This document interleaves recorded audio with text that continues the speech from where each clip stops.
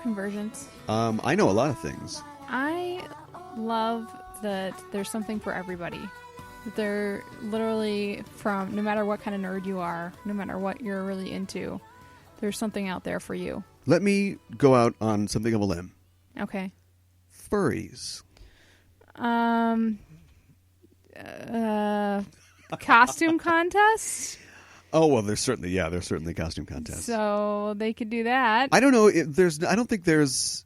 I mean, everything is represented at Convergence, and so I'm not sure if there is like furry representation, but it's a furry safe zone for sure. For sure. Yeah.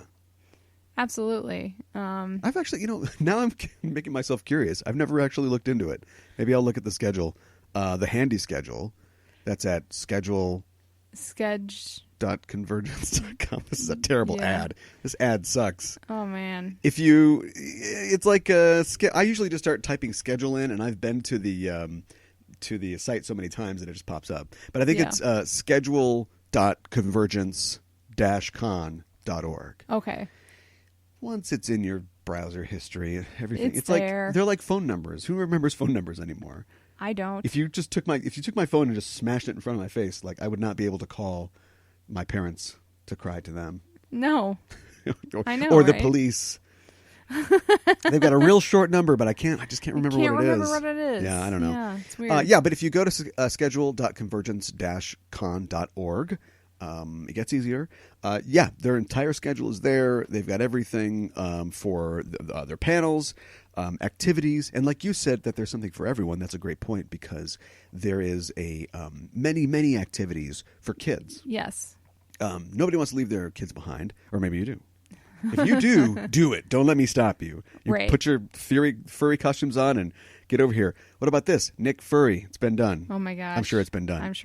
But anyway, there's so many things for kids there as well. There's actually dedicated like play areas and like creativity areas. Sure. And like every hour that a kid would be there, from like 8 till 5 or 6 or whatever. Right. They have crafts and games and activities and things like that. And then also, check the schedule beforehand. But if your kid can sit through a panel, why not do a panel? Maybe they can, maybe they can't. But if they can, about something that they love, there's panels about My Little Pony, Steven Universe, oh, yeah. all the Ultimate Spider-Man, all the shows and the things that your kids are watching. And so, yeah, I mean, that's a thing too. Absolutely. But then send them off to the babysitter. Send them off to the aunt that lives in town. That's right. Because when you stick around at night, it's not kids' time anymore. No, it's not kid-friendly. Kids are going to hear party.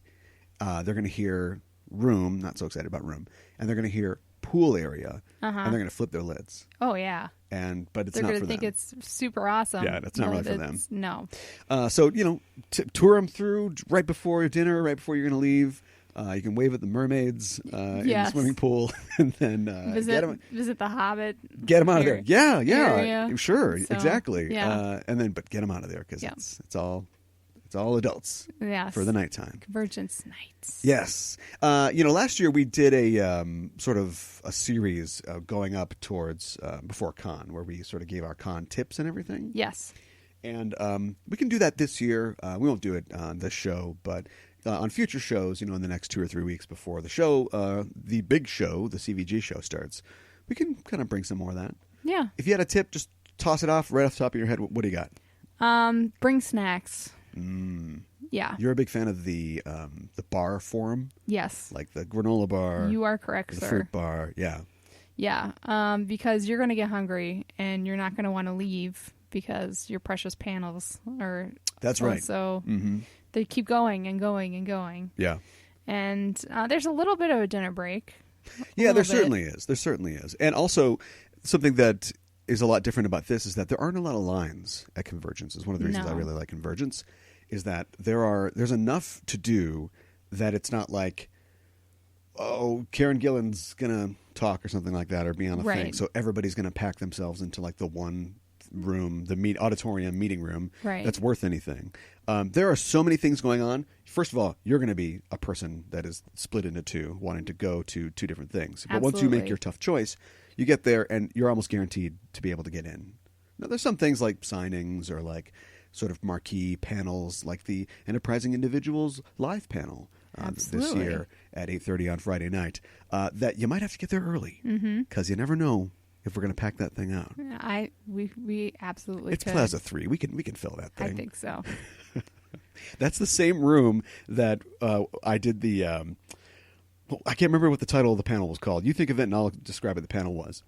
But it was There and Back Again. Never mind, I got it. And it was a recounting of the famous ambulatory journeys from literature. And I think it was specifically literature. Yes. So you could cheat a little by taking films like, oh, The Road. Oh, did you like that? Did you read that? Who wrote The Road? Like, oh, Stephen King? No, it's Cormac McCarthy. You're fired. You could cheat a little, but yeah. So and the panel was at like 11:30 at night. And it was me and another author and another guy. And I remember specifically Elizabeth Bear was on the panel. Yes. I think that's the only reason anybody came. And there was probably like 6 or 7 people in a 60-person room. Yes. And we had a lot of fun. We did. None of us picked the panel. Oh, one of the people that came to the panel was the person who came up with the concept of the panel. Yes. Makes sense. Yes. And so we're all there like, I wonder who came up with this, not knowing the person's in the audience. And then between the 4 of us, we did a pretty good job. I think we took that concept and we took it as far as we could. We went on a journey. Yes. A foot journey. Yes. With that concept. And, not to toot my own horn, but when we were done, the lady who came up with it came up to me and said, that was really great. Yeah. You guys did, I had this idea and then I thought maybe this is a bad idea, but then I came and checked it out and you guys really took it seriously and you really went with it. Yeah, I think it was great. And it showed that there was more than just Lord of the Rings that fit into that category. Yeah, because everybody would, think about that. Yeah. Yeah. That it is hard to think of examples, I think, at first. Yes. And somebody like, I knew that I was going to lean hard on Bear because she's read every book that there is ever. She is a vociferous reader. Vociferous? Yes. Voracious? Voracious. Yeah, That's she what could I be meant. vociferous too. I meant voracious. Yeah, and so I knew that I know, The Road. I know that Stephen King short story. I can't believe it hasn't been made into a movie yet. Now that it's like, what is it, The Longest Walk or something like that? And it's like a reality. It's like a Hunger Games situation. Okay. Like the government makes these kids walk until they all die except for one of them. And oh wow. Yeah. And so that and with the Hunger Games and like the maze, they're running in the mazes and they're running through the jungles and they're I just thought that somebody optioned that. It's been optioned. I would think. Stephen King's, his receipt at a deli is probably optioned for something. Pastrami. But enough of that. You can find more information at convergence-con.org if you want to know about that. If you want to see us, we'll be at the show as Just Enough Trope and also representing our sister show, Enterprising Individuals. Come to our fan table on Saturday or Sunday, and we'll probably be talking a lot more about that as we get closer to the show. Mm-hmm. First of all, let's welcome to the show the Just Enough Trope podcast. I'm your host, Caliban, joined as always by my co-host. Hi, I'm Mikan Hana. We have some sad news to report that Adam West has died at the age of 88. Yes. I hope that I don't have to introduce Adam West. Who he is? I mean, if you don't, you at least know him from Family Guy, right? If you don't know him from Batman, the 1960s Batman show. Yeah. And also Robin Crusoe on Mars. That's a fun movie. Oh, it sounds like a fun movie. Yeah, he did a lot of work, never like a huge guy. He was the Quick spokesman for a while. That's actually what got him the Batman job. Because he was like Captain Q, and he was selling Quick. Quick, if that still exists anymore, is like a chocolate powder drink. Yes. Like Nestle Quick, yeah. And I guess like the concept of the ad is that he's sort of like a spy, kind of like an intrepid sort of guy. And whoever was casting Batman was like, get that guy in here. And then history was made there. And yeah, it's too bad, with him and then losing Roger Moore a couple weeks ago. Yes. I'm realizing a couple things. Number one, that was it. Like, him, Adam West, Roger Moore, and who else? Somebody else. Well, I'll get to it in a second. I'm losing... these were the paragons to me of a refined masculinity. Okay. Do you know what I mean? Sure. It wasn't like some kids like Rosie Greer, or O.J. Simpson. They're like sports heroes, Sure. rough and tough guys, nice gloves, but I was watching the TV and I was watching these shows. Not first run. I'm not that old, but syndication is a wonderful thing. Mm-hmm. And that's how they're intelligent, they're refined. They don't resort to violence, if they don't have to. Right. Batman was always trying to avoid a fight, and he was a master of karate or karate, as it was correctly pronounced. One time, Catwoman tried to get him to fight. And she's like, "I've got cat ratty," and he's like, "It's pronounced karate." And it's a defensive form, so if I don't attack you, you can't attack back. And she's like, crap, this guy's too smart. Just that sort of thing, like the smoking jacket, the whole sort of thing. I know.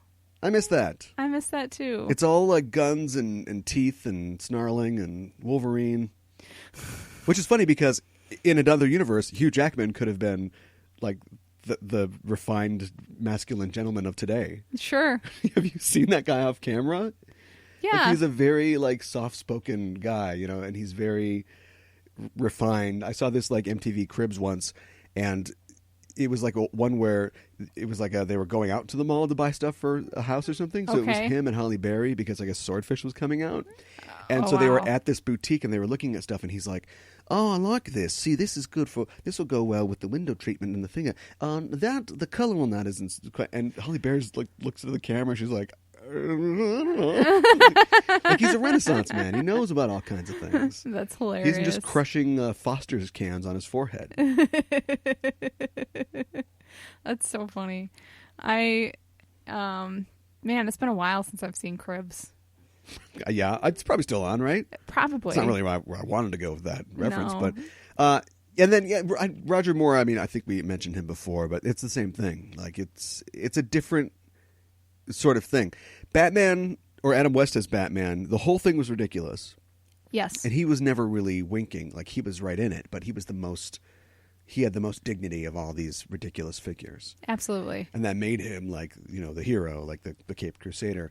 And Moore was in a ridiculous Bond movies, but he always was kind of doing it with a sort of wink. He was always kind of outside of it. Sure. And he'd come into a situation and he was just above it. It isn't it's very different than, Daniel Craig's Bond is he's mean and he's as bad as the guys that he fights, but at least he's our monster. He's on our side. But Roger Moore's Bond was just never going to get caught up in any of this. He just couldn't be bothered with all this stuff, Come, Mr. Bond, you derive as much pleasure from killing as I do. The villains could never drag him down. And so, and Ascot looks great. Absolutely. Yeah. On both of them. So they'll definitely be missed, both of them. And I was thinking about this the other day. There's just too many famous people. I don't mean there's too many, it's great that there are so many famous people, but it's easy to be famous for a lot of things now. When Bogey dies from cancer, as they all did when they died early, it's a big deal. But now everybody, you've got a million different channels, you've got streaming services, you've got people who are popular for, the Kardashians are popular for what? That's an old observation, but really, when they die, what's the obituary really going to say? Good question. I don't know. We like to follow them, to keep up with them. They'll be missed. Keep up with them. Yeah. Yes. And Dave Mirra, rest in peace. He dies. It's a big deal. Maybe for people who like BMX, but extreme sports has become such a thing over the last 20 years, and he's got a video game and stuff that now even you know who Dave Mirra is. So it comes up on Facebook, and you're like, oh, Dave Mirra. And it's never going to stop. It's never going to let up now. It's true. It's just going to keep going. It's true. Does that mean that celebrityism is not as big of a deal? Being a celebrity? Yeah. Are you worried about your... No, I'm not worried. I don't know. That's what do you think?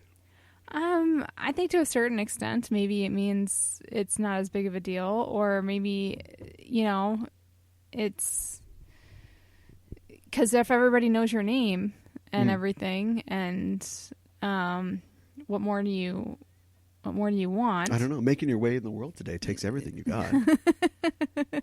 I don't know. I don't think so. I think as the pool gets bigger, it can hold more swimmers. Okay. And some of those swimmers will be in the deep end, and some of them will be in the shallow end. Well, that's just like it's always been. That's true. But it's not a kiddie pool anymore. It's an Olympic-sized, like diving pool. Yeah. I discovered something that maybe our listeners already know about, but I discovered a performer called Poppy today.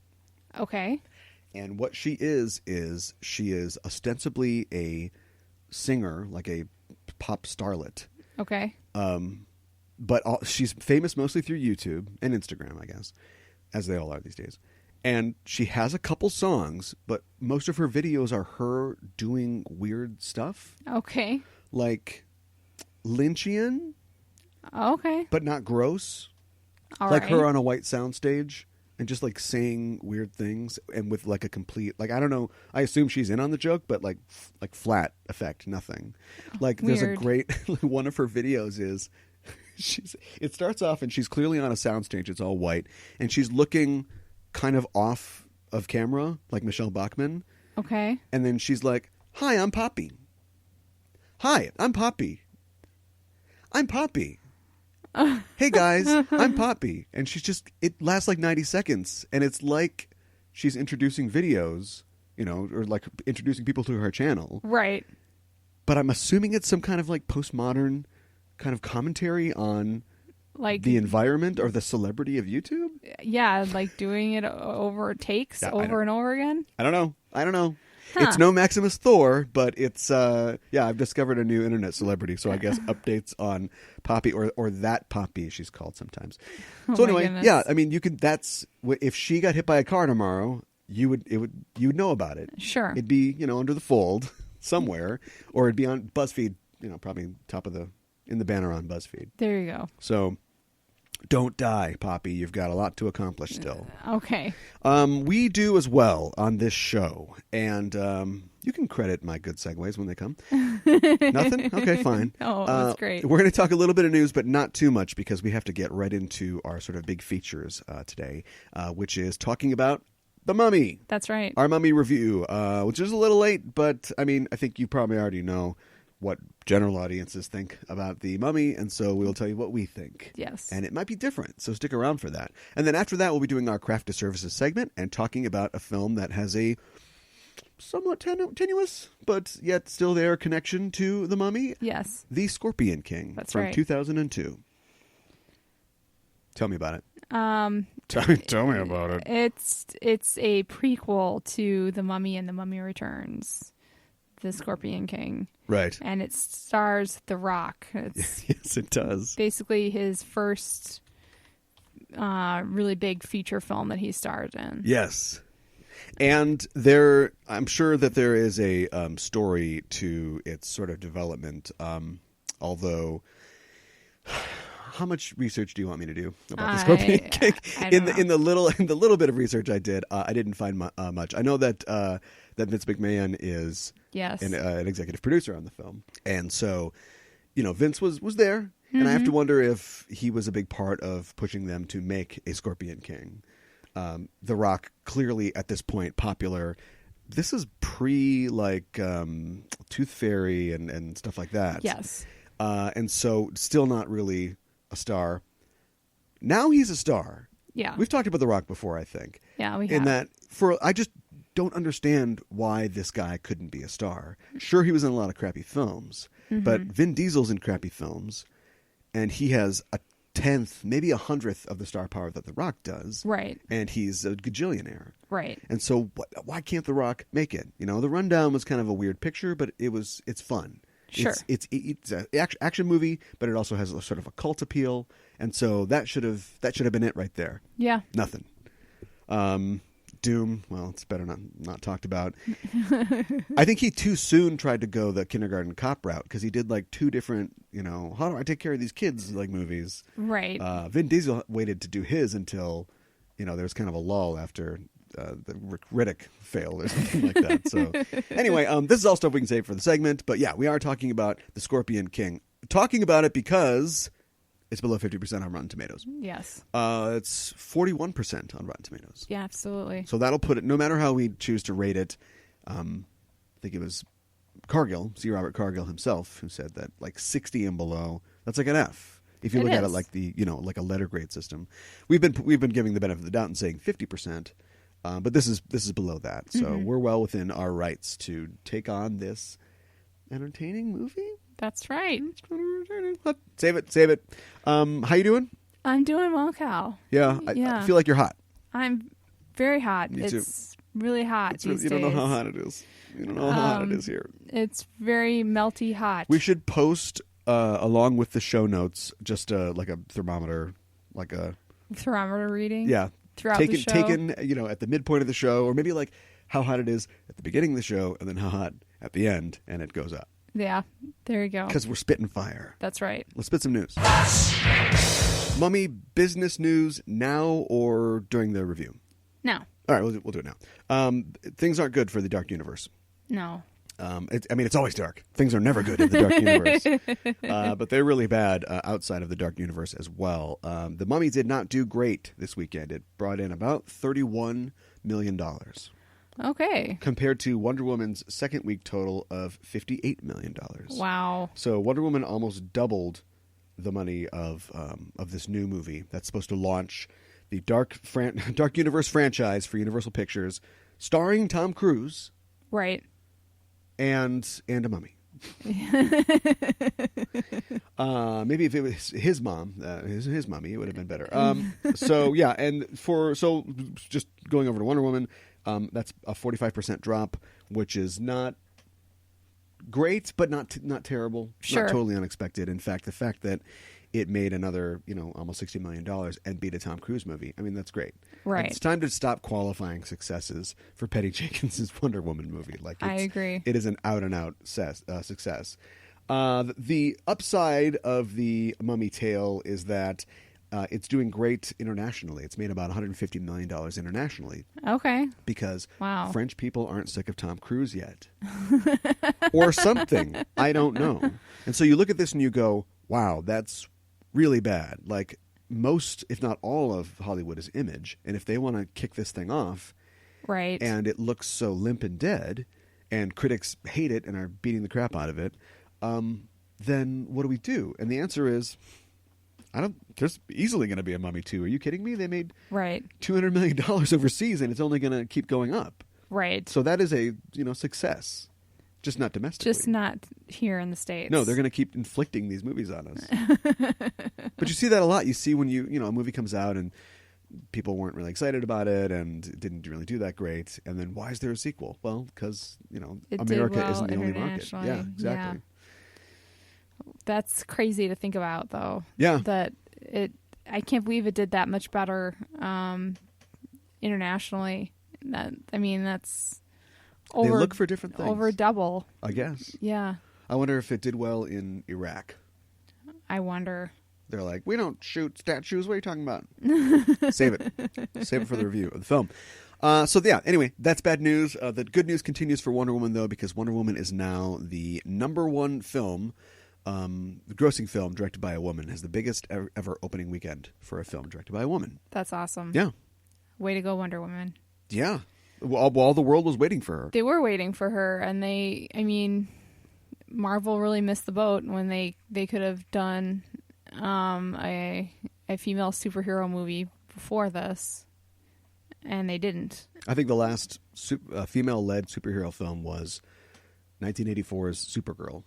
Okay. That we've reviewed on the show. Oh, unless you don't want to count Catwoman. Catwoman and Elektra are anti-heroes. Fair enough. You are absolutely right. So if you want to tweeze hairs with me, I can do it. Okay. All right. Well, on the Wonder Woman tip, it turns out that Gal Gadot and Robin Wright, who play Wonder Woman, and Antiope, respectively, said in an interview with the LA Times that Antiope is going to show up in Justice League. Oh, really? Yes. But she dies in Wonder Woman. Yes. So does that mean that Justice League takes place before Wonder Woman? No one knows. Okay. I hope Joss Whedon knows. Because I don't think anybody at Warner Brothers knows either. No, look at Wonder Woman. The entire movie is a flashback set within a flashback. that also has other flashbacks in it. That's true. Like, just, sure, it's a great film, but just as, from a narrative structure, it's like, and so you could easily flash back to any one of the thousands, apparently, of years that Diana, lived on Themyscira. That's true. And go back to her training, or remember the time that she said that about doing this. And that, and the thing. Yeah. If you ever need to jump real high, get some guys to throw a shield up, and then you'll just jump off of it. Something like that. Yes. So yeah, Connie Nielsen's like, what the hell? I'm her actual mom, still alive, in the movie, still alive, yeah, still going. Maybe she'll get to be in Wonder Woman 2, though. So I would hope so. Yeah, definitely. Even though Diana supposedly can't go back to Themyscira at all, just supposedly. For some reason. Yeah. Just because they said so. It's fine. Let's talk about some other stuff. It looks like Suicide Squad 2 could start filming in 2008. Okay. That was my response too. What? In 2008? 2018. Okay. Huh. All right. Sounds good. No. It sounds Australian. What does Mel Gibson sound like? You write the joke. I don't know. Oh, I think you know what he sounds like. I think you know what he sounds like. And it has to do with Jews. Really bad impression. Still, please do it. I'll tee you up. Let's do Lethal Weapon era Mel Gibson. So I'll be like, Riggs! No, Riggs! Let's get the flock out of here. Right, okay. Let's cut this bit off. Okay. Anyway, 5 out of 10. Okay. Keep working on it. All right. Yeah, so he's the head of the pack, the leader of the pack. Vroom. Are you serious? Yeah, we've talked about this on the show before. I don't remember. Do you not this. listen to the show? Don't answer that.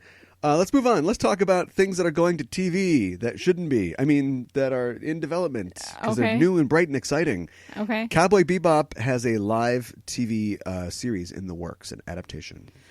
Okay. That could potentially be good. Could it? Don't you think? How have they... Let's look back at the major anime adaptations of the last couple years. Okay. Any of them good? No, Any of them good? Not really. Not a one. No. And we're waiting on the next bad one, the Death Note one. Oh, gosh. No, Death Note's going to be terrible. Yeah. So it's going to be... And it's all... it's... Well, okay. So it's Cowboy Bebop, Japanese anime series. Yep. It's going to be produced by Tomorrow Studios, which is ITV Studios, basically. So it's going to be a Western adaptation. Yep. For an American audience. So it's probably going to be... And then, you get a little wiggle room because, like, what races are Spike and Jet? I don't know. They've got dark hair. Well, they got green hair. One of them does. Okay. So there's wiggle room there, but it's still... You can see the whitewashing coming already. Like, they're ordering... They're calling up Glidden, and they're ordering... Start shaking those cans. Right, yeah, I guess you don't have to shake white paint. But anyway. So that's bad. The one bright thing in this is that Chris Yost will be writing the adaptation. Who's Chris Yost? Oh, you know who Chris Yost is. He's written a lot of Marvel stuff. Okay. All the Marvel cartoons. Okay. And Earth's Mightiest Heroes and things like that. All right. So he's the guy that gets the call for these sorts of things. Okay. Well, that sounds good. Yeah. So at least we'll have a good writer, right? Yeah. You don't sound too excited about this. No, how can they not screw this up? I suppose. I mean, look at Ghost in the Shell, too. Yeah. Was not a really raging success. But then we've talked about that as well. Like Japanese people have been readapting that Japanese series and can't get it right. So I don't know. It's sort of like, did you ever see? I got to move on. Did you ever see the American version of Spaced? No, so I never have. They sold Spaced. BBC? I don't remember. Something like it's that. Probably BBC. BBC sold Spaced to like ABC or something like that, and they made an American version of it, pretty much shot for shot. I don't remember. You'd think, oh, I bet George Clooney or there's always a story about how like so and so was in a bad version of something. Sure. Brie Larson and Jennifer Lawrence were in a failed sitcom pilot together or something like that, and it shows on the internet. This hasn't been around much because I don't think anybody famous was ever in it. Okay. But I've seen it. and it's like a shot-for-shot remake, and they don't get it at all. And it might be the thing that I complain about, like with Korean movies, where somehow when Korean people try to do, or Korean people, there's just something about them.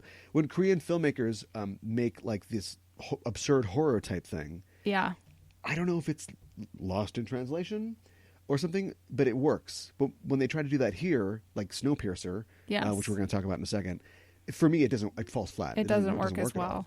And so yeah, you watch The Spaced, and there's none of the dry sort of understated Britishness of it. And this is this is a show where a guy smashes an egg, with a hammer, and that's his painting with rage. That's how understated it is. It just doesn't work at all, and it's hilarious. They should show it to screenwriters and directors, in film school, to show you like how not to do it, or how not to do an adaptation. The subtleties, nailing the subtleties can or the tone of a piece can really sell it. Yes. But anyway, forget that. Snowpiercer. Snowpiercer is going to be a TV show, or at least they are making a pilot for TNT based on the movie. Wow. I'm guessing you're not super excited about this, Cal. Honestly, speaking of the whole... Okay, so first of all, Snowpiercer was an American film, or like a co-production. It was Bong Su, what's his name? Like, he actually it's his movie. It's not an adaptation. Sure. And I don't like it, and I don't think it works. Okay. So I don't know if that's his fault. I just don't like his stuff, or that is part, the production. So passing through the bamboo curtain or something like that suddenly renders your Eastern material doesn't work. I didn't like it at all. TNT's never gonna. This is TNT. They're never gonna put up. They have the Glades. You know what I mean? They have the Closer. Like, they're never gonna put up with half of that stuff. So he'll be an executive producer. They'll take the concept and make it into an American TV show, and that could work. Okay. Because I bet they're seeing a long running, sci-fi show out of this, post-apocalyptic type thing. Sure. Whereas the movie is just like humanity's terrible. Here's proof. They all die. Screw you. Spoilers slightly, I guess. So anyway, big news is Jennifer Connelly is set to star in it. Okay. Yes. All right. Well, that could be good. Is it? I don't think has she ever done TV before? I don't know that she has. But big star, so... Right. Maybe she could drag her husband into it? What's Maybe. he doing? Not doing much. Whatever. Where is a Paul Bettany? Is he just spending that Avengers money now? I don't know. I guess so. I like that guy. Yeah. He's good in Master and Commander. Yeah. It's a good movie. And a little bad news from TV. Looks like the Get Down, of course, is canceled by Netflix, and Sense8 has been canceled by Netflix as well. Okay. I know that the LGBTQ community is really upset about It's the LGBT community. Oh. Okay. Okay. No, I'm just kidding. Wow. Continue talking. I know that they're really upset about Sense8 being canceled, and that it being canceled at the beginning of Pride Month. That is a misstep. Yeah. That move. Although, what do? You cancel shows at the end of the TV season, insofar as Netflix has one. As we move into summer, that's when you find out things are canceled. So I understand how it's a myopia on their part to think that they could do that. Right. Now, that being said, bad shows should get canceled. Yes. It's not a good show. It's not a good show. It's not really a good show. No. So I wish that we get a better, like, sci-fi gay Fantasia. Yes. That's something else. But absolutely. Let's not cry too much over losing this. And it's not going to come back anywhere ever. Because where would you come back? Or not Reed Hastings. Ted Sarandos or whatever came out and basically said, because immediately the fans started the whole campaign of like save Sense8, and he just basically came out and said, "We're glad you love it. It's never coming back, and look for new stuff that will soon disappear from your queue." Oh my goodness! Yeah, they just basically just came down and said, "It's not happening. Thank you." It'd be like an encore, and then Prince comes back out and he's like, "I'm not singing. Goodbye," and just leaves. So they're not going to sell it to anybody else. It's gone. It's dead. Wow. Okay. Well, I mean, I figured they wouldn't sell it to anybody else because Netflix is the place you sell it to. Yeah, no kidding. Yeah. People sell it to us. We didn't get rich by selling to other people. No. And a lot of people are mad, like you said. A lot of people are crediting Netflix, though, for finally acting like a real network.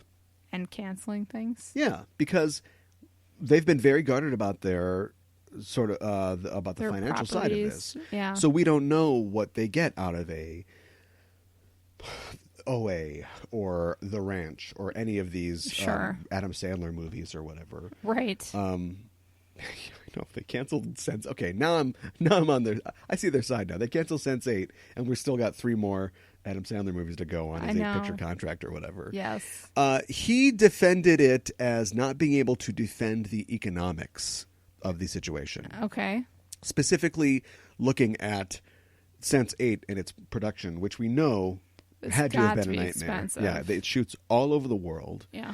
And it isn't like the Korean character has a scene that we're shooting in Korea. No, it's like the Korean character will then, in her mind, see the guy from Chicago. Right. But we got to fly the guy from Chicago to Korea, assuming it's not an internal thing, like it's in a park in Korea that's recognizable. Right. It's ambitious and amazing, but yeah, that must cost a lot of money. Absolutely. And so, I mean, I understand, like 13 Reasons Why, it's cheap. Get a bunch of kids. Yep. Just need a high school. Film in one place. Yeah. Yeah. A small town. And a coffee shop called Monet's. Yeah. Yeah. And you're good to go.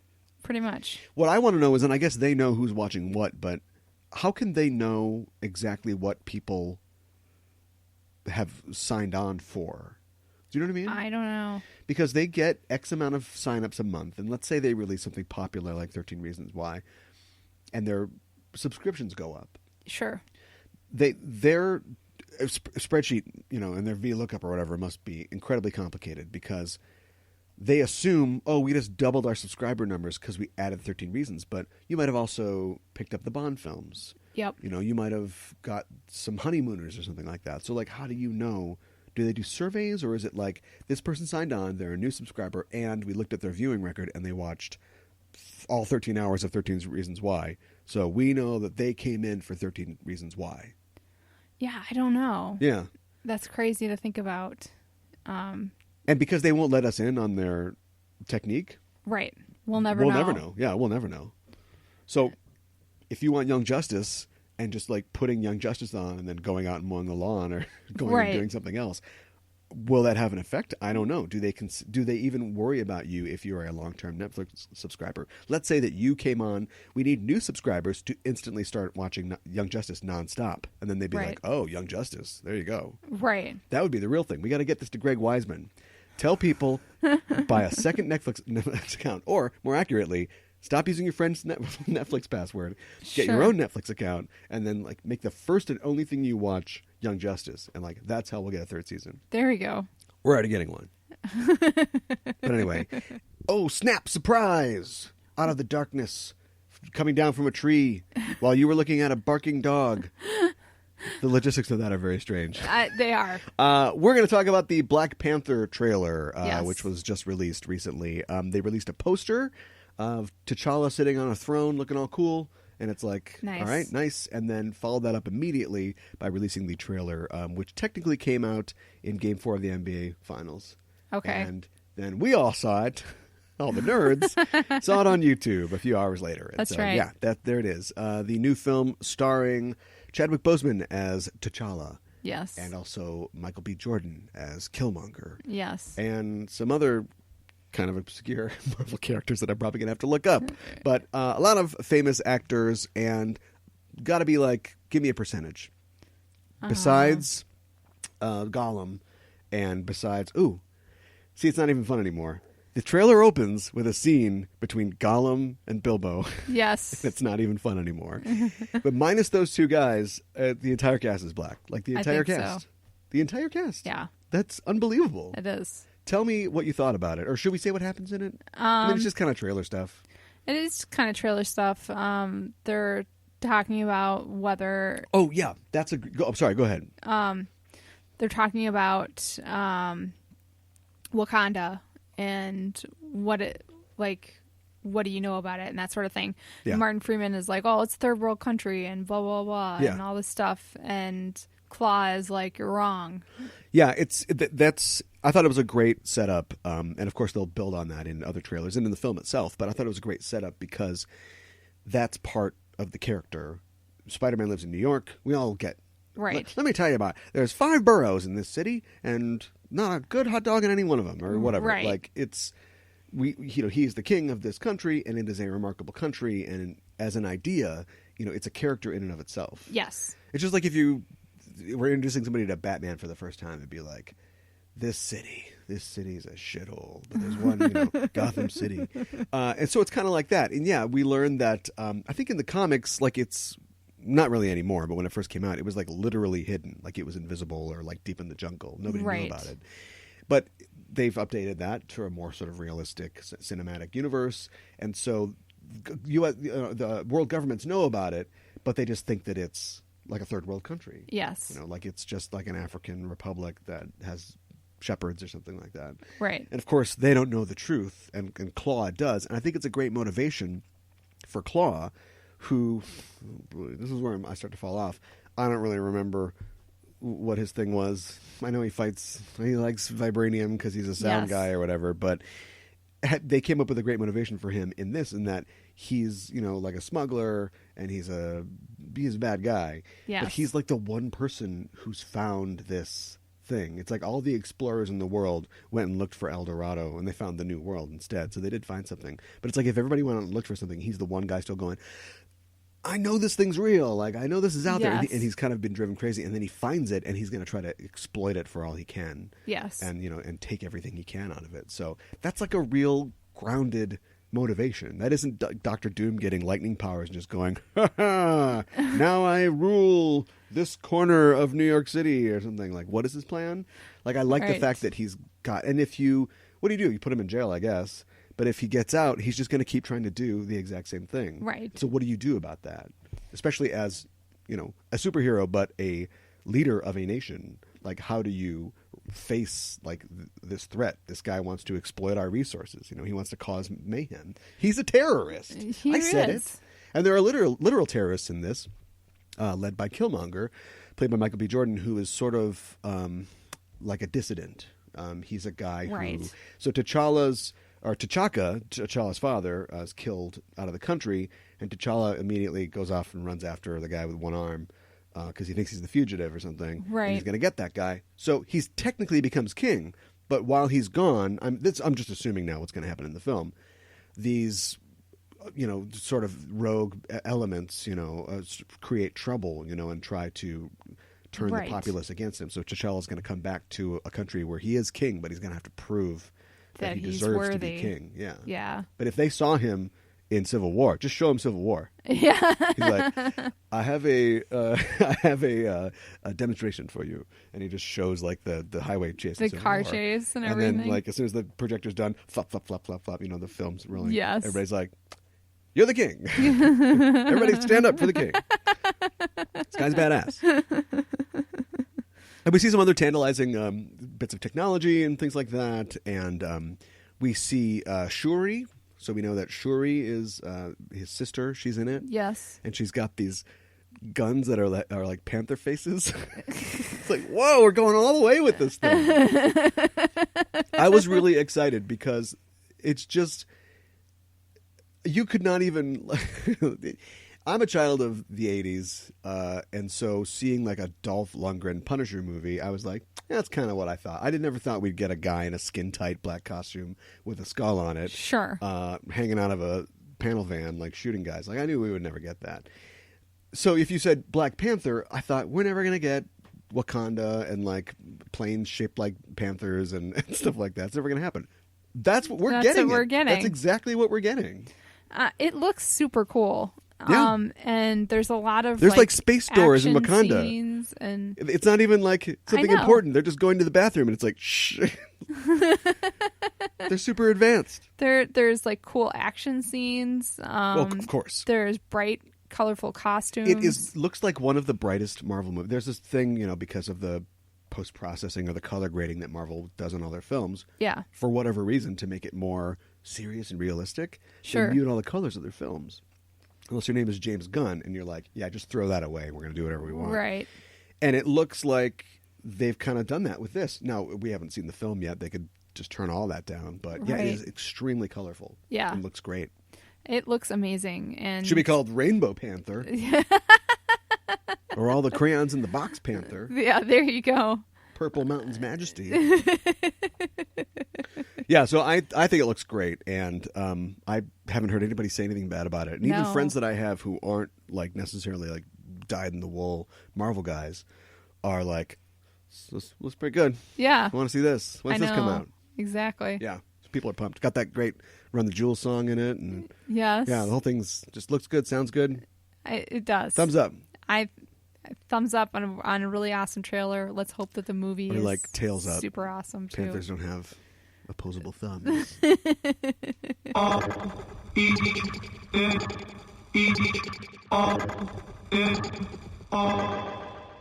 What? Hear what I say. We are the business today. Fuck shit is finished today. RT and J, need a new PB and J. We dropped the classic today. We did a tablet of acid today. Lit joints with the matches and ashes away. We dash away. Okay, let's talk about The Mummy. Let's. 2017 just came out this last weekend, starring Tom Cruise as the Mummy? No. Kind of. As Mummy Man. Mummy Man? He becomes Mummy Guy. No, well, we'll get into that later. It is directed by Alex Kurtzman. Your favorite. Okay, we're just going to keep going. Give him the benefit of the doubt. Okay. And it's written by David Koepp, Christopher McQuarrie, and Dylan Kussman. Fun story here. David Koepp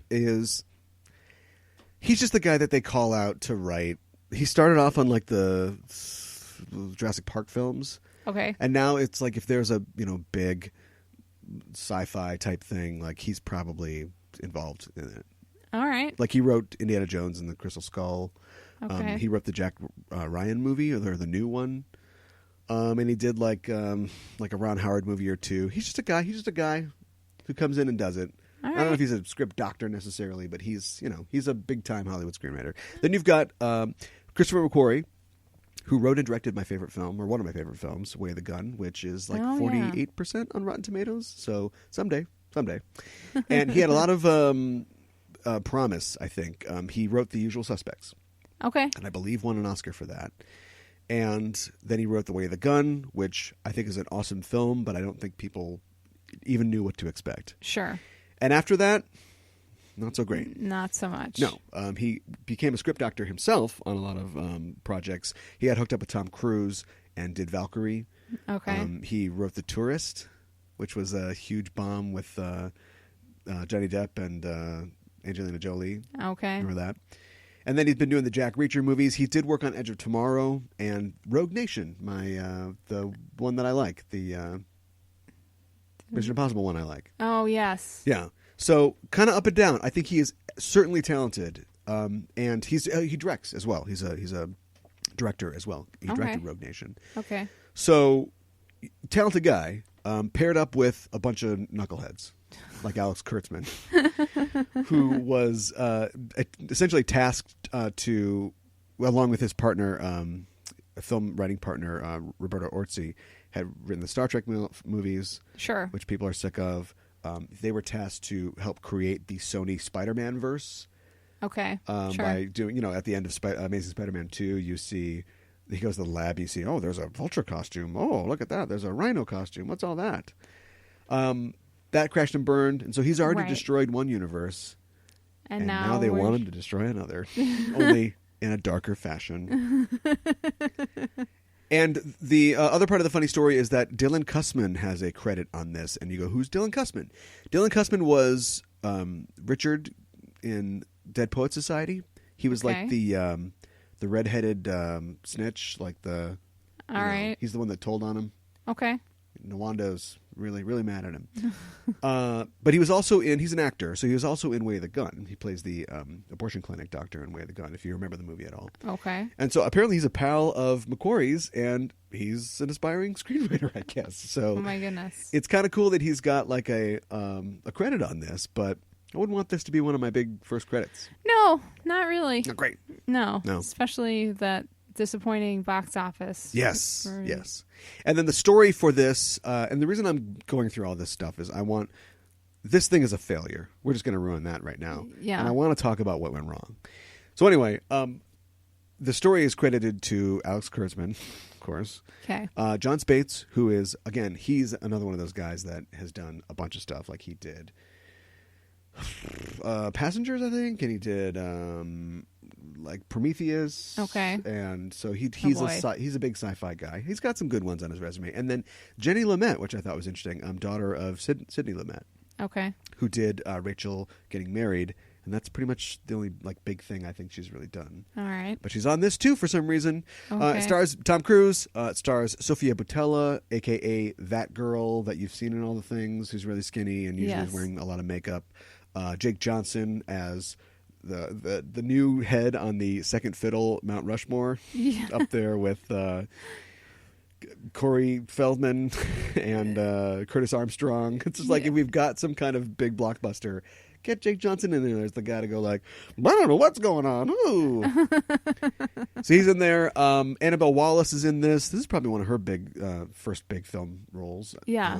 The last thing I saw her on was actually Brothers Grimsby was the last place I saw her. Okay. But she played. Remember when we were watching the Ian Fleming show on the BBC and then we quit because it's really stupid? Yes. But it's like, oh, I'm Ian Fleming and I'm also Howard Stark, and why won't they let me end this war? I know what I'm doing. They're all dumb.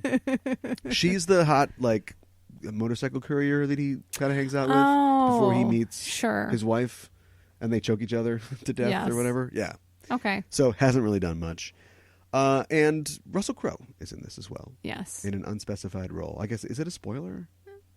I don't know that it's a spoiler. Well, I'll tell you what. We front load the good stuff with spoilers in the back. Okay. So we'll let you know when we get to spoilers. What happens in The Mummy? Basically, I mean, like, what's the plot of The Mummy? We know what happens. A disaster happens. Basically, they unearthed this tomb that was meant to stay hidden in Iraq or modern-day Iraq. And it's an Egyptian tomb. And that's weird. Yeah, that's a long ways from Egypt. Exactly. And Tom Cruise basically unleashes the mummy because... Wow, you're okay. This is good. This is real lean. I like this. Who's the mummy? The mummy is this character called... Amunet. And... sounds like a candy bar. Yes. She was the daughter of a pharaoh. And she was supposed to be his successor, but then he had a son. And she kind of went evil. Right. And killed her dad, killed his wife, killed the baby. Mm-hmm.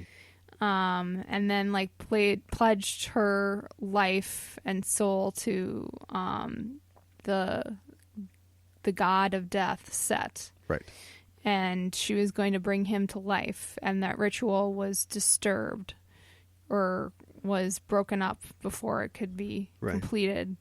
And that's all the backstory we really get on Amunet. Yeah. And if you want any more, watch the first Brendan Fraser mummy movie, because it's pretty much the exact same thing. Yeah, pretty much. Only in that, Arnold Vosloo is making eyes at Patricia Velasquez, but she's like the pharaoh's wife or girl or something like that. But it's basically the same thing. Like they bury her alive, just like they did Arnold Vosloo, and then stick him on the ground. It's kind of the exact same thing. Yes.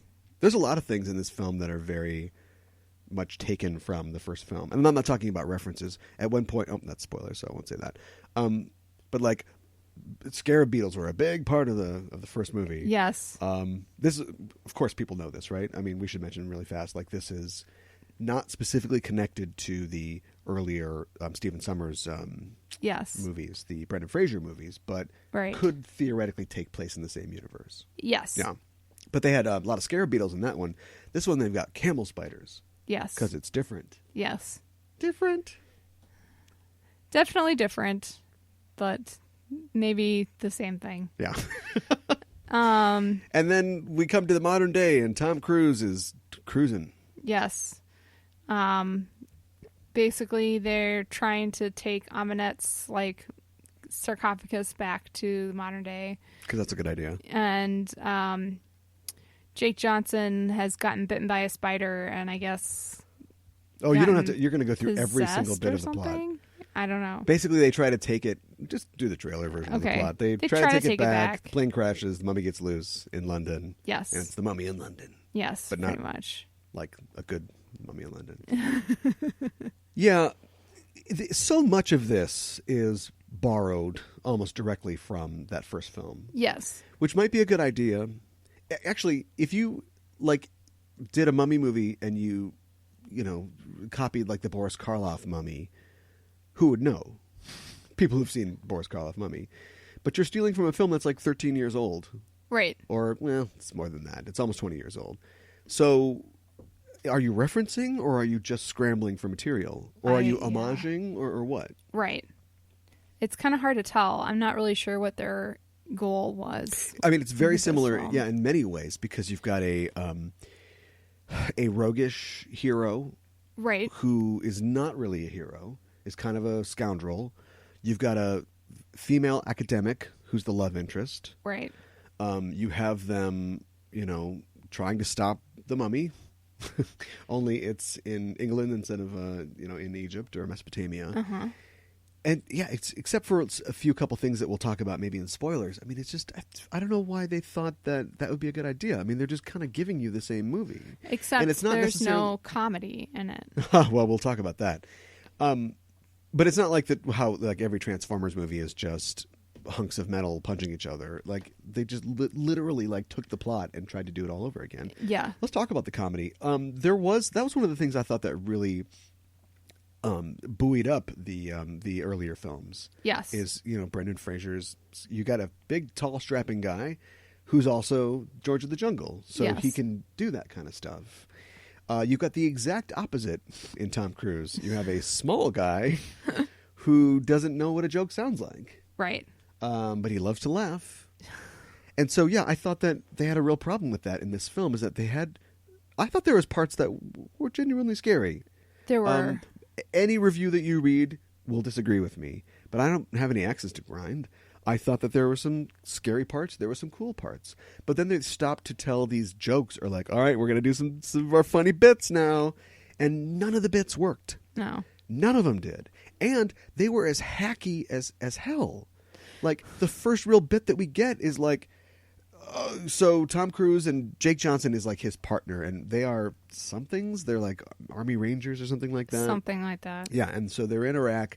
It's their job to like look for insurgents, get out ahead of the army. But what they are doing instead is they are using the fact that they are away from prying eyes and their superiors to find antiquities and to steal them to sell them on the black market. Right. Which is awful. Our heroes are villains, just right off the bat. And so, but it's funny though. And so they do like a whole, I don't know about this one, Tom. I don't remember the character's name. I don't care. I'm done. I'm out. He's like, come on, one more job. What could go wrong? Smash cut to, oh my God, everything has gone wrong and we're going to die. Right. And whoop, whoop, whoop, whoop, whoop, and they're just running around and getting shot by these guys. That's just, seen it. Yeah. And then he meets the female lead, who comes in, and she's like an academic who I think is working in the area or with the army to find antiquities and preserve them. Right. And immediately she walks up to Tom Cruise and smacks him in the face because they slept together, before the movie started. And then she starts insulting him, and she's like, oh, he can only last 15 seconds or something like that. And he's like, whoa, no, I think you mean 15 hours. And this goes on for like 2 minutes. Uh-huh. And the other characters in the scene are just like, I'll be done pretty soon. Like, it's just not funny at all. No, it's not. And they think it's hilarious. And I don't know if it's Christopher McQuarrie is supposed to be a good writer. Like, if you watch The Way of the Gun, that is and I can't believe I'm comparing this to The Way of the Gun, but that is a movie that is dark as carbon fiber, or as whatever that new dark thing is that I see on BuzzFeed all the time. It is dark as hell. But he finds ways to make the absurdity of the situation be funny. Missing. It's almost like they brought some hack, like, vaudevillian comedian in to be like, wow, next you could say his penis is small. We'll say, well, I guess your cartouche isn't as big as a douche. I just don't know why they thought that was it. I don't know. You've got this film that costs $150 million. Every single bit of it has to be planned out to the exact second and frame because you're going to have visual effects and you're going to have all these things you layer over it, right? Right. And you can't change any of that because they've been doing previs on the zombies try to get into the ambulance scene. Yes. For years before the movie's ready to go. Right. The easiest thing in the world is to just go back and punch up the jokes. That's true. That's all you have to do. Nothing changes. That's all you have to do. Absolutely true. And they didn't even bother to do that. No, it was like a first draft run. Yeah. It's clear that their minds were and their hearts were in the wrong place, but that's just the evidence of it. All right, I'm done talking. You talk. I did think that the ambulance part was funny, though. That was like one of the actual funny parts of the film. Yeah, I saw that in the trailer, and I was like, all right, it's kind of like an Indiana Jones thing. And, she's kicking him, not the zombie. Walk, walk, walk. I saw the movie, and it worked. I thought it was good. And I thought anytime that they stopped talking and then just kind of action things happened, it kind of worked. Yeah. But otherwise, the script was really lacking in a lot of ways. And it just... I think you might have said at one point, Cal, like anytime somebody opened their mouth, it just didn't work. Yeah, the movie grinds to a halt. Yeah. For whatever stupid dialogue, whatever anybody's got to say. Which is just really too bad. That has nothing to do with anything. Yeah. And there's a lot of just naked exposition where people are telling people how things work and how they're going to go. And so, yeah, it's just clunky. It's bad. I will say, before we start talking about spoilers, that I still... Well, how does this work? Should we give our recommendations and then talk about spoilers? Let's do it. Sure. I say see it. I did not hate the film. I didn't hate it either. There were certainly parts where, and I'm sitting next to you, and you know my noises. You probably heard me. There was a couple times where I was ready to leave, and they were mostly during the stupid talking parts. Right. Where I was just like, oh, God, I can't believe it. But then as soon as the action started up again, like I was in. And so the third act is pretty brisk. And is pretty cool, and it sort of brings you back into it. Right. So that I got up leaving saying, it was okay. Yeah. I don't think I would turn right around and go back and see it, but I thought it was fine. There's a lot of... Go ahead. Well, just real quick, I'll wrap up. There's a lot of reviewers that are kicking it because they can. There are a lot of people I know who are filmmakers who are mad at it for the specific things that it does wrong from a filmmaking perspective. And I can't disagree with a lot of those things. Like, for instance... I bet you didn't know this. A lot of the stunts are practical. The ambulance thing we talked about. The scene where him and Jake Johnson or whatever are on top of the building and the building collapses. They built a collapsing building. And then Jake Johnson and Tom Cruise are on the thing as it goes down. Oh, wow. Or the scene where the plane is crashing and they're sort of flipping around the compartment trying to get the parachutes or whatever. Yes. That was shot in 0G. They went up in like a Vomit Comet plane and they shot that scene in actual 0G. Yeah. But as I'm watching the scene, I was like, this looks kind of crappy. Are there wires or did they do this in real 0G? Because Alex Kurtzman, as a director, shot all these things like shit. He shot a building collapsing so that I couldn't even tell if it was a practical set or whatever. Right. He didn't find good angles and like a good sort of framing to accentuate all the time and effort and potential physical harm these actors put themselves through. Can you imagine? You're Annabelle Wallace. You're trying to fit into these leather pants to play Ian Fleming's Paramour. And then next week, you're making 700 trips up in the Vomit Comet to the upper stratosphere to film with Tom Cruise in 0G. The one place he can look as tall as you. And you're like, what's going on here? Like, why? Now I'm watching the film and it looks like crap. Like, what did I waste my time for? Right. That's really frustrating. All right, sorry. You tell the listeners what you thought. I thought it was a pretty okay movie. You know, I thought, all right, this is all right. For reasons we can get into when we can start spoiling things. Yeah. But you would say see it? I would say see it, for sure. Like Saturday night real 3D, DD, triple D, no, $25? I would say like, Thursday matinee. Wait it out. Yeah, and 2D. Yeah. And don't pop for the Dolby sound and right, yeah, because that Tom Cruise scream isn't even in the movie. Or the VIP. I mean, come on, you can just. I can see that. Yeah, I can see that. Okay, all right. Well, so yeah, I guess we both say see it. If you haven't seen it, there you go. There's our tentative recommendation to see it. If you want to know why we think you should see it, listen on. Well, I think we need to talk about who Russell Crowe is portraying. Still, I don't feel like it's a spoiler, but yeah, we ought to. Russell Crowe plays Jekyll, Dr. Henry Jekyll in this. Yes. Which that comes with a shoe in midair. Yes. We all know that something's going to happen with that, but the surprise is whether it happens in this film or not, and the answer is it does. Yes. And although I think that you see Russell Crowe, who, boy, he's bitten by a radioactive Marlon Brando. It's not going well. If he gets his own Hyde movie, they're going to have to, go back and do the Jor-El workout or something like that. Get him back in there, yeah. But anyway, that's just the life of a Hollywood star.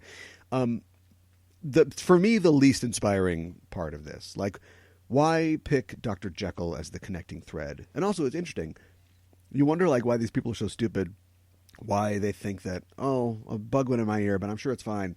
No, it's crazy mummy powers, of course. Well, they live in a world where the universal monsters don't exist, I guess, because Henry Jekyll is a real guy, and nobody goes, wait a minute, Henry Jekyll? Right. So anyway, he's just a real guy. He's alive somehow still. We don't know. Or maybe he never existed back then. Maybe this is a total retcon. I don't know. But you see him and you think, all right, well, someday he'll turn into Hyde, and he's kind of an interesting character, just set up as the sort of Nick Fury of this dark universe. Yes. Ironic that in the dark universe, Nick Fury's white. And we get a full-on Hyde transformation. Yes, we do. And it was one of my favorite parts of the movie. It was one of the best parts of the movie by far. I can't say that anything really inventive happened in it. They did pay off they set up there's only one person that uses a handprint thing in this entire movie, and it's Henry Jekyll, and they do it so when he turns into Hyde, he puts his thing on the thing and he can't get out because now his fingerprints are different because he's Mr. Hyde. Right. Which I thought was interesting, but why not change him more? They just kind of like make his face kind of gray and sort of bumpy or something like that. Yeah, that's true. He doesn't look that much different. Yeah, does he need to pass as a human being? Like, why not make him truly monstrous? Maybe this isn't his final form or whatever. And I liked the thing that, because of the curse that we never really talked about in the non-spoiler review, that Ahmanet has put on Tom Cruise. Yes. He's destined to become the embodiment of Set or whatever. Yes. And so if he dies, she'll just get another one probably. But like Jekyll's solution is, well, we just kill him and then we're good, at least for a while. Right. And Tom Cruise is like, I don't like this plan. And so, well, it's for the greater good and I'm sorry about this. And then Mr. Hyde gets out and he's like, hey, they want to kill you. You want to team up? I think we should get out of here. And it's like this inversion. Like, Hyde is kind of like, not the good guy, but he's like, normally he'd be the one trying to kill you. But he's like, right. I know what these guys want to do. Let's get out of here. Right. And also, I'm Cockney for some reason. Because Russell Crowe's like, please let me try my Cockney accent. Because it's fun. Yeah. I guess. And somehow menacing. Yeah. So. I keep thinking of things that aren't spoilers while we do this. Oh, so really? Should we cut this back into the earlier thing? No, I don't know. I mean, we've spent too much time on this movie because this movie is just there's just nothing there. There's not really a lot there. There's not a lot there. Tom Cruise, I think, in the wake of things like, well, just in the wake of the career of Chris Pratt, he now has to not just be super serious action hero guy. He's got to be action hero guy who also can do goofy things and like doesn't know what's going on all the time. Right. And his version of that is just kind of walking around and going, oh, yeah, oh, okay, oh, mm-hmm. Like he gets punched by the mummy and he gets thrown around and it's supposed to be kind of funny and then characters are like talking to him and he's like, ooh, yeah, I don't know what's going on. Ooh, I don't know what's going on. Right. And he's like literally making like monosyllabic high-pitched noises. Like the part with the Jekyll where Jekyll's trying to explain to him and eventually the last thing Jekyll says will be, so I think that we need to kill you. But in the meantime, he's saying like, well, this is a pretty bad situation. And Tom Cruise is like drinking, some water or some whiskey or something like that. Yes. And he's like, Do you really want to go with this? I know. Everybody was happy with this. With this take. Normally you would shoot this, Mr. Director, kind of in a two, like it was shot in a two, but you'd shoot like Jekyll's lines and then Cruise's reactions. So right. If he's going ho ho ho ho in the master, you could put something else in there that's better later.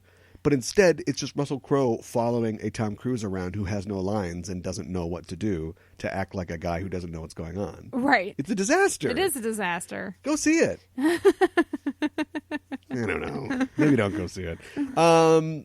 Blonde girl, Annabelle Wallis is, I don't know, she's fine. She's not great. She's just kind of, okay. Yeah, she's just there. Yeah. Jake Johnson is, I'm not a New Girl fan. Yep.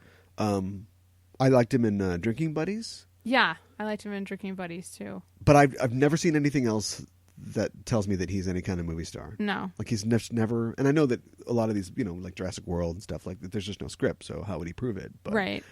He's back. And in a thing that they stole directly from An American Werewolf in London, he's killed by the bad guy and then comes back. You're absolutely right. To talk to the good guy in a mirror, no less. Yeah.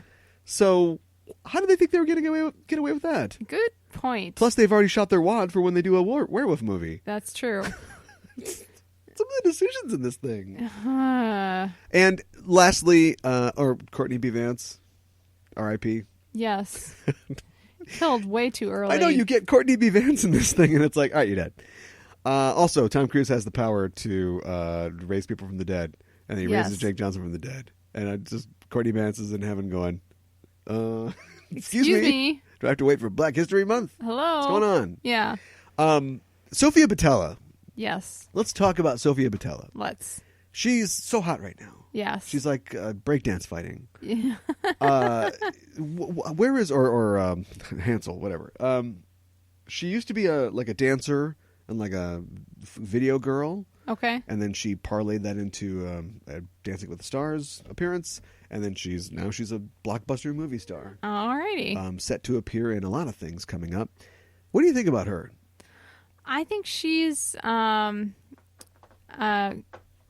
unconventionally attractive. Okay, you went right there. Yeah. Does she have a weird face? She has an interesting, intriguing face. Okay, so you're like her agent and you're trying to sell it. To me, she looks like... So there's a lot of video games where you can like create your character's face. Sure. And a lot of the adjustments, the metrics, don't make any sense. Like, I could flip this thing and my character's ears can slide up and down, and then I can put them on top of his head. Nobody has ears on top of their head. Right. They'd be in trouble if they did. Not humans, at least. And to me, she looks like if you took the mouth slider, like the position of the mouth, and you just went up like towards the nose, with no regard to how far the lower lip was to the bottom of the chin. Like, you're right. She has a very interesting look. Yes. That is very sort of fluid in terms of nationality. Sure. I mean, she's French-Algerian, but nobody's making a stink about her playing an Egyptian mummy. No, you're right. You're absolutely right. Why were they in Iraq? I don't know. I have no idea. I mean, that's sure a undead woman coming back from the dead 5,000 years later, turning people into zombies by sucking their life force. Yes, exactly. Another Toby Hooper should be mad about that. That's amazing. But here's something that's really amazing: an Egyptian tomb that's 1,000 miles away from Egypt.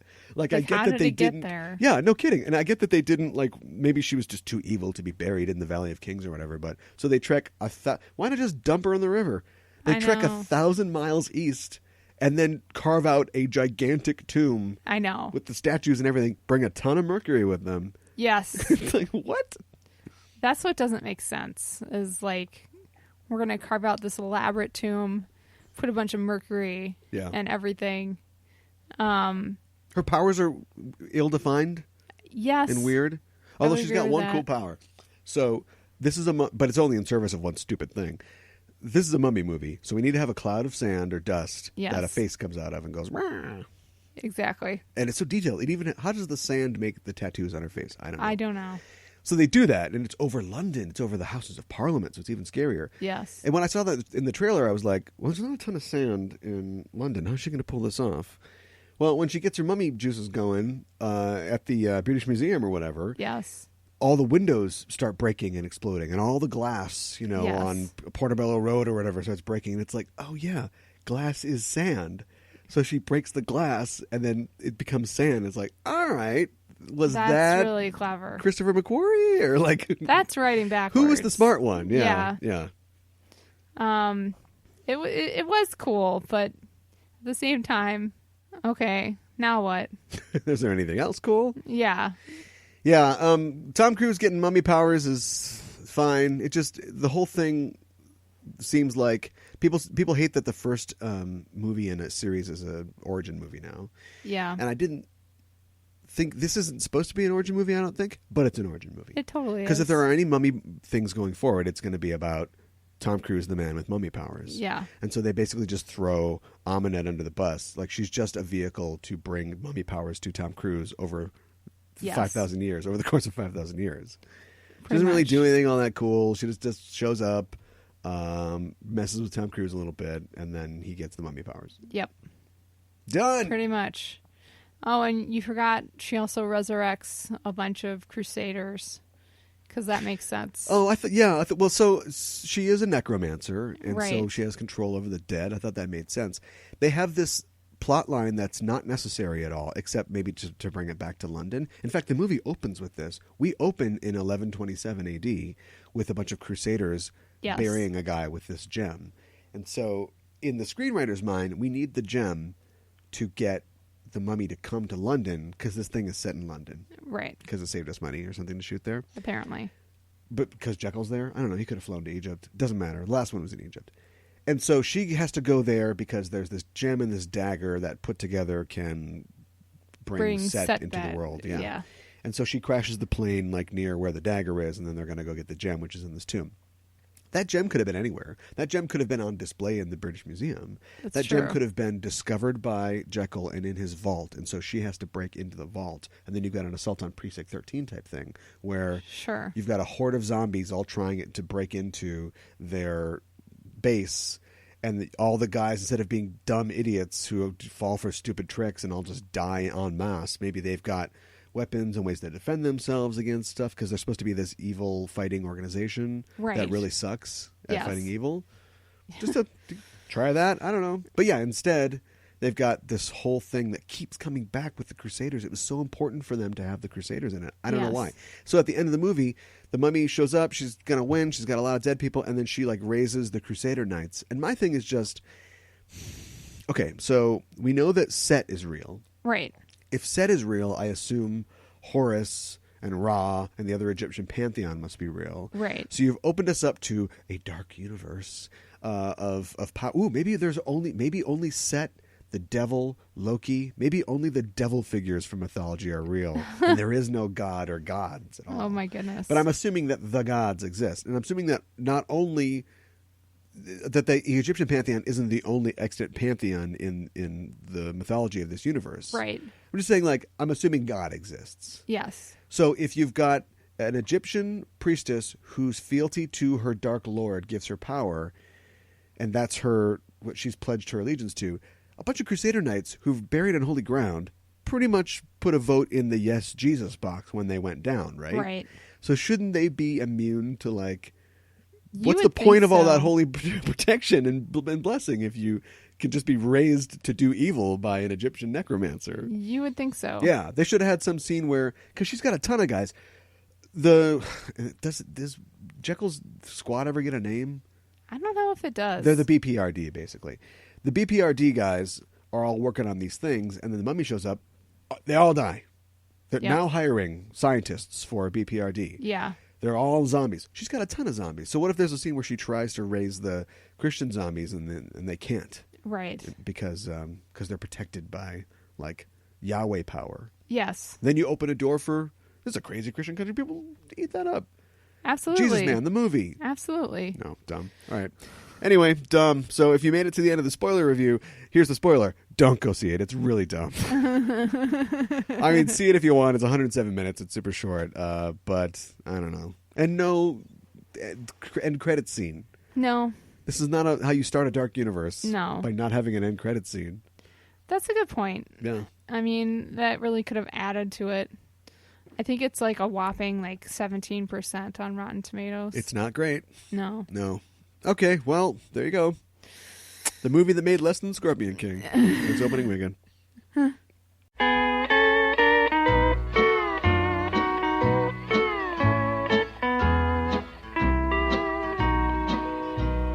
M is for the million things she gave me.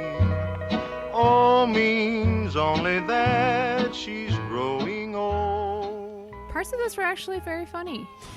Scorpion King. Yeah. Was that their intention? I don't know if that was their intention or not, but I mean, there were parts that were definitely taken from wrestling. No. Okay, don't get ahead of yourself or ourselves. Don't get ahead of me. Okay. Walk next to me. Don't All walk right. in front of me. I may not follow. Don't walk behind me. I may lose you. Okay. Walk beside me Alrighty. so I can keep an eye on you. Yeah, The Scorpion King, the year 2002. Weird year. A lot of restraint in the soundtrack. Although, over the end credits, there was like a... Oh,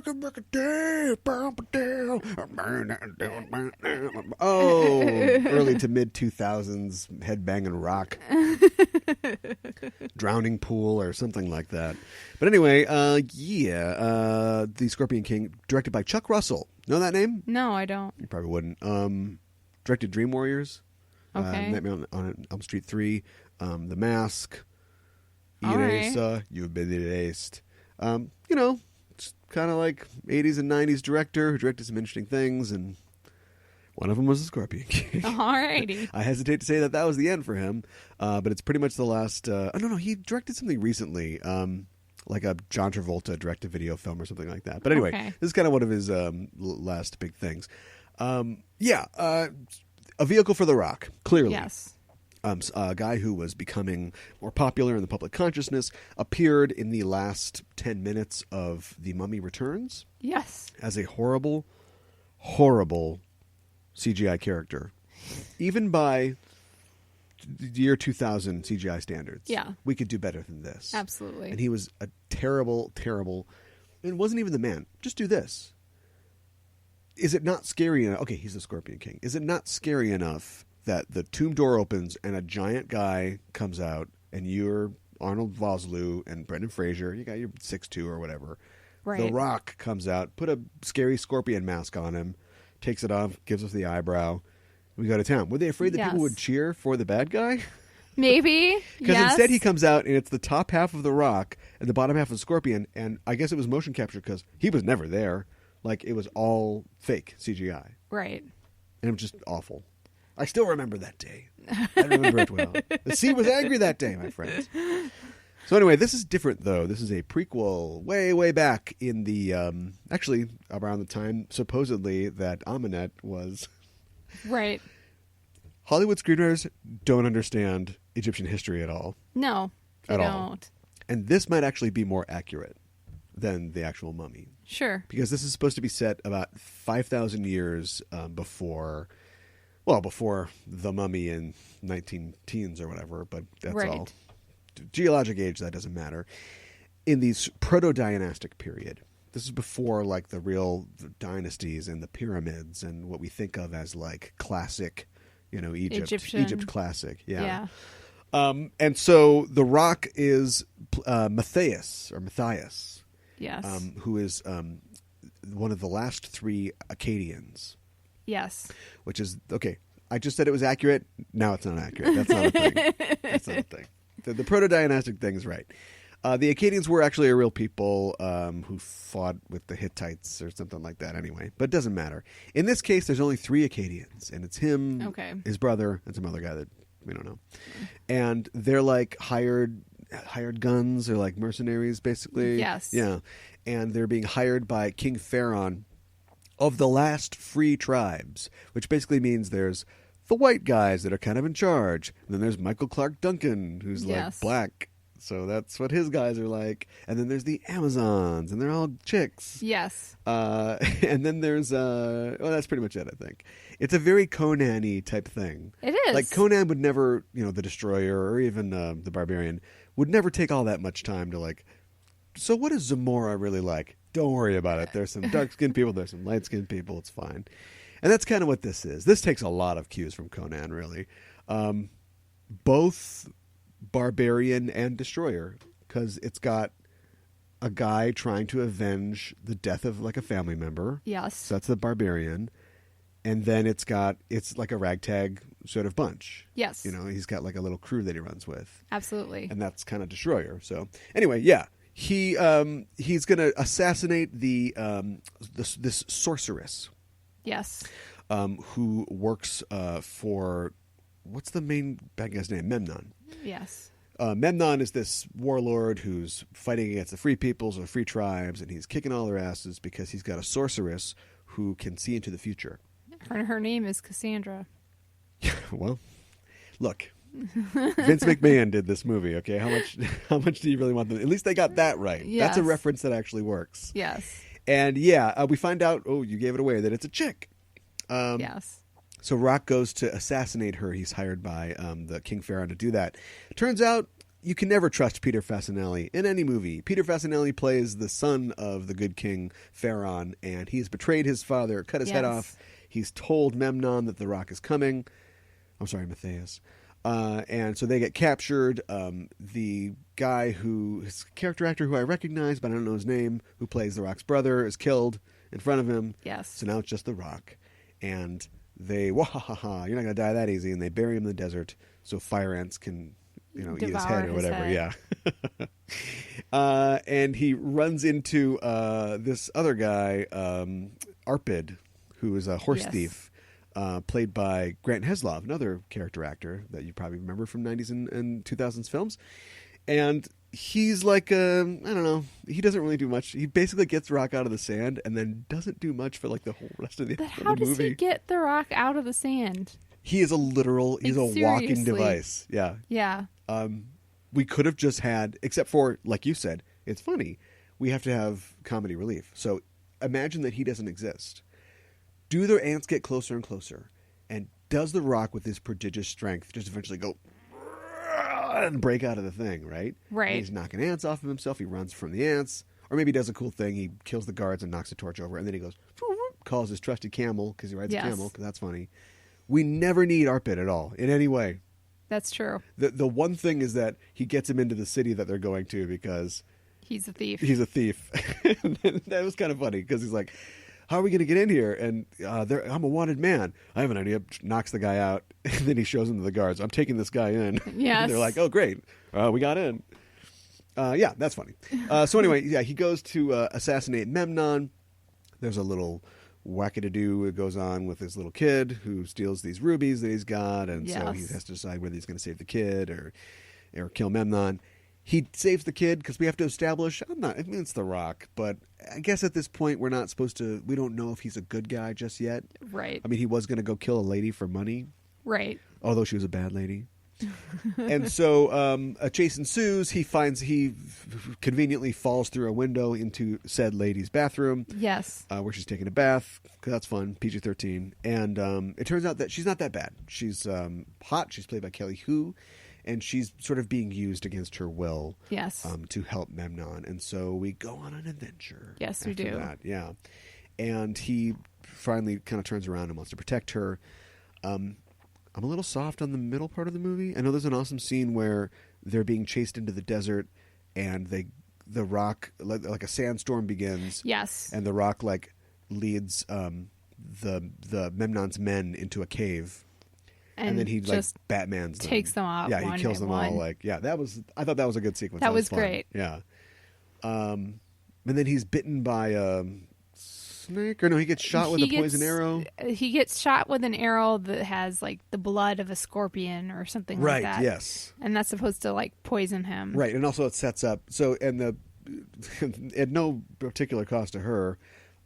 Somehow the sorceress or the whatever she is, the prophetess, Cassandra, uses her power or something to save him. Yes. You think her hair would turn white, or there's usually in fairy tales there's a cost to that, But as we'll find out later on, there's no cost to anything that she does. No. But we'll get to that in a second. So yeah, she saves him, but she does say the line that well, the scorpion will always be woven into your destiny. Yes. And I assume in the direct-to-video movies that's explored, but we didn't watch those for this. No. Yeah. So anyway, some other stuff go on. They end up captured by Michael Clark Duncan. Yes. Who, after the death of the Good King guy, has kind of been hiding out at his sort of area. Secret lair. Yeah, his secret lair with the Amazons. And just hanging out there. And he gets in a fight with him. That is a very wrestling kind of fight, like you said before. Although I was amazed, they never used any of The Rock's moves. Even in the rundown, even in I bet in Baywatch he does a rock bottom on somebody. They didn't use any wrestling moves. No, they didn't. But as this fight goes on, it is very wrestling-like because they're hitting each other's heads into posts, and the crowd's like, yeah. Just, it had a very WWE kind of feel to it. It was very comedic. Yeah. And then they decide that they're going to go fight Memnon together. And so they get ready for that. And Michael Clark Duncan gets dressed up as a woman. Wait, you're jumping ahead. He does, though. You're jumping ahead. Okay.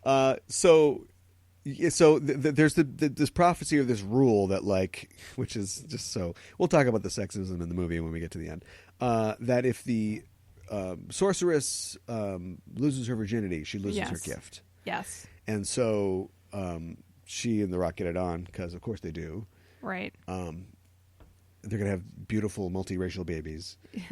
And then after that, she kind of, while he's out, she sneaks away. She's like, I'm gonna go back to Memnon because if I don't give myself up, he's been combing the city or the countryside looking for me because he's assembled all these bad guys under him as his army, but they only work for him because they know that if I'm with him, they're assured victory. Yes. And so his ranks he'll move before something goes wrong. Yes. And so he'll tear the place apart looking for me. So she goes back.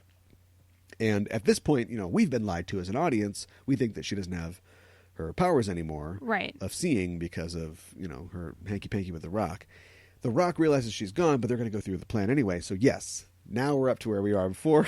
The horse thief is driving the cart. Yes. Oh, we forgot to mention that Bernard Hill is, they run into Bernard Hill in the palace, and he is the kooky inventor who works for Memnon, but probably doesn't, Memnon doesn't pay attention to him. And he's invented gunpowder, so we've got that going for us. Yes. So they go in this cart, and it's hey, I'm bringing some ladies for this party. Yes. But it's Michael Clark Duncan dressed as a lady, and actual ladies who are Amazons, and they're going to go in and try to rescue the Enchantress, and they put bombs everywhere because that's a cool thing to do. Yeah, and then they're fighting their way into the palace, right, and everything. Yes, and then so we have a climactic sort of confrontation where the Rock gets to fight Matthias.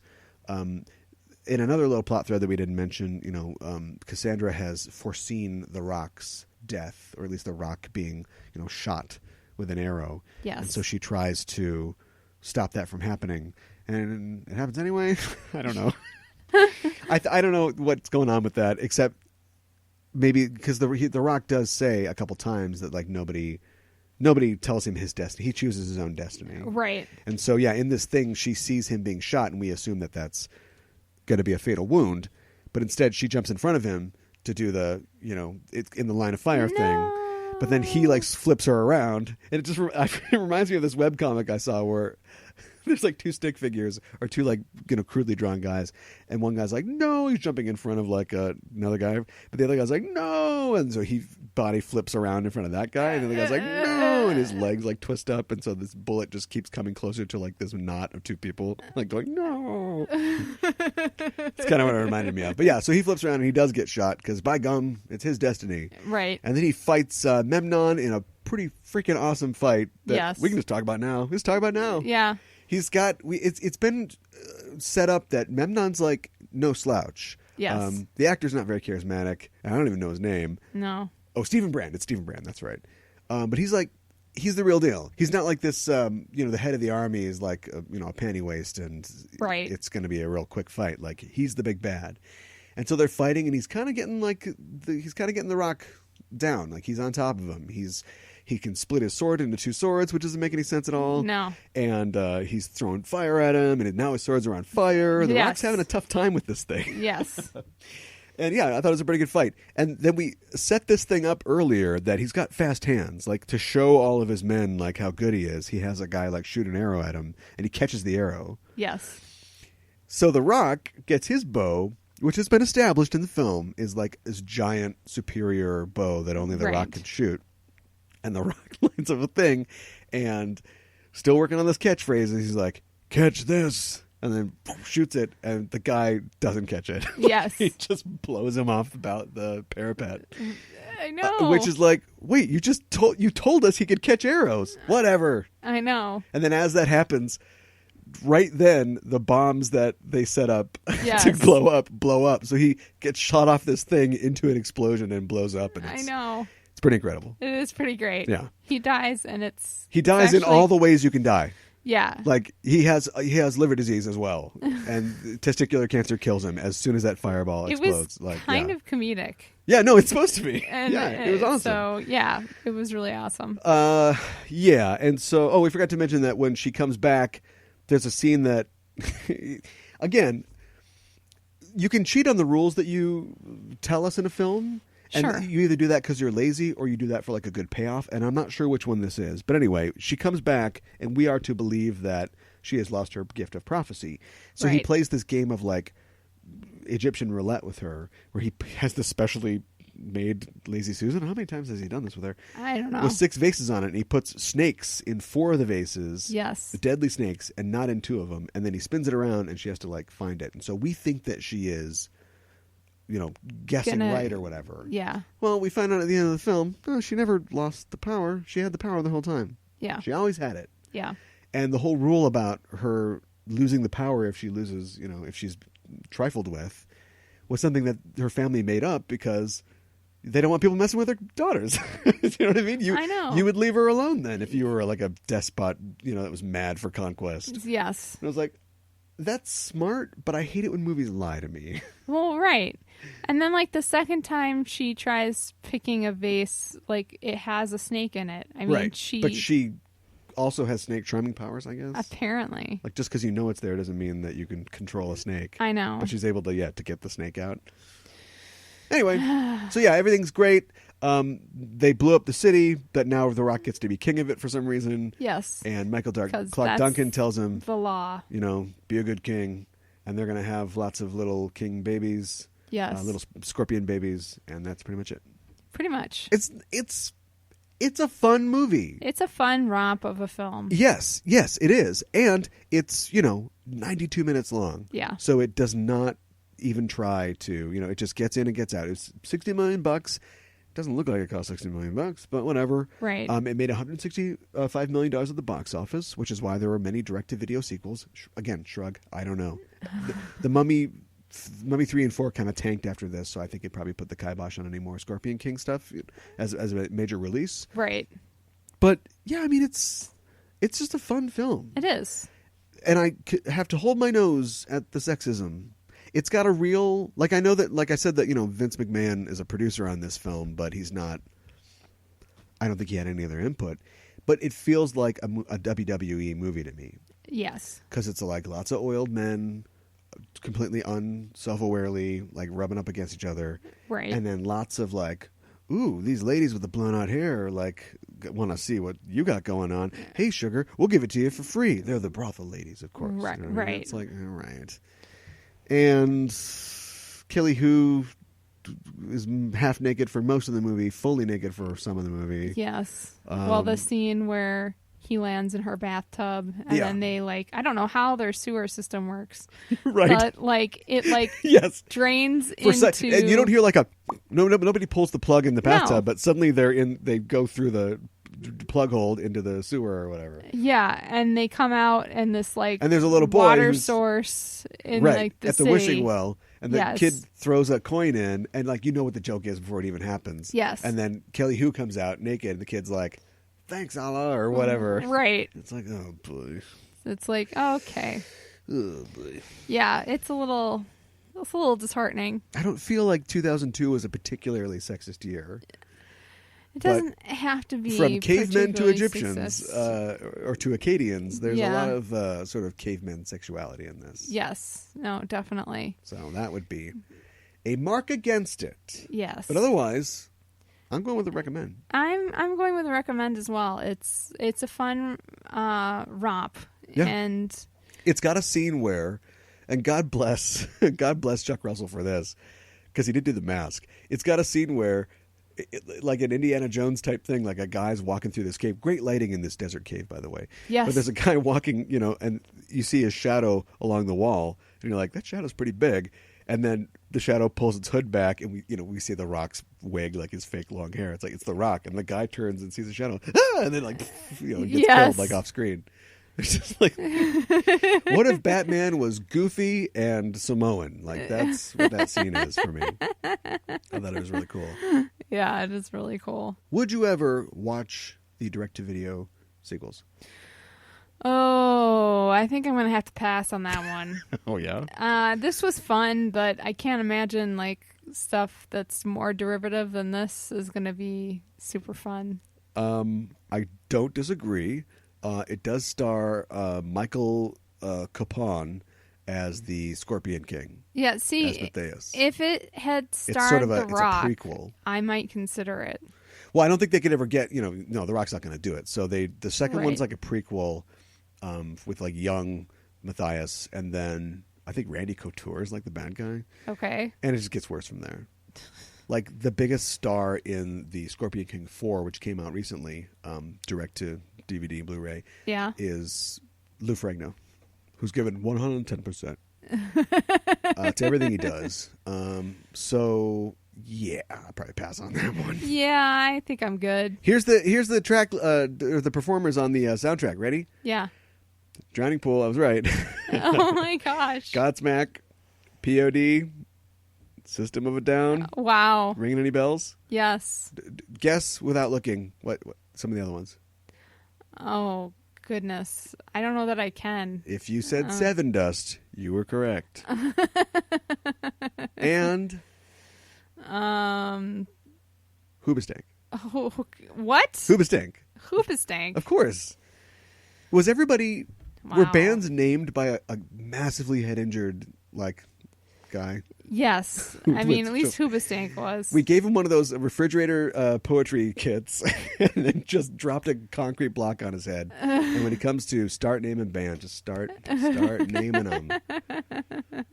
That's so that's that. A recommend from both of us. Yes.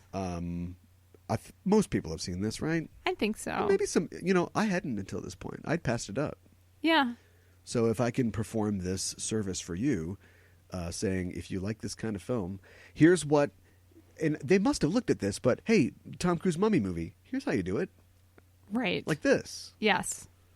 Do a fun little romp. Not romp it up a little bit. Yeah, exactly. And then when you get scary, it's really scary. Yes. Everything seems like, oh, this is totally manageable. And then you kill Courtney B. Vance or whatever, and it's like, oh, shit, next level. Yes, exactly. I don't know. Not this time. All right, well, that's our review of The Scorpion King. Next week, or I should say in 2 weeks, for Craft to Services, we mentioned Convergence before. The theme this year is To Infinity and Beyond, I think. Yes. Which technically they can get sued over because that's trademarked. But it's space opera. Yes. It's science fiction in space. And to that end, I think that we should do a space opera film. All right. But what do you do? And also, has to be below 50% yes. on Rotten Tomatoes.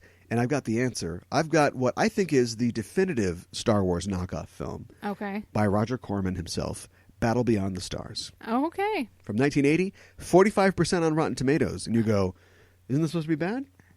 It is. It is. It's not great, but it's bad in a good way. Okay. Whereas your mileage may vary on something like Star Crash, which you saw the other day. Yes. Better than that. Okay. But not by much. All right. So in 2 weeks, Space Opera returns with Battle Beyond the Stars on Craft to Services.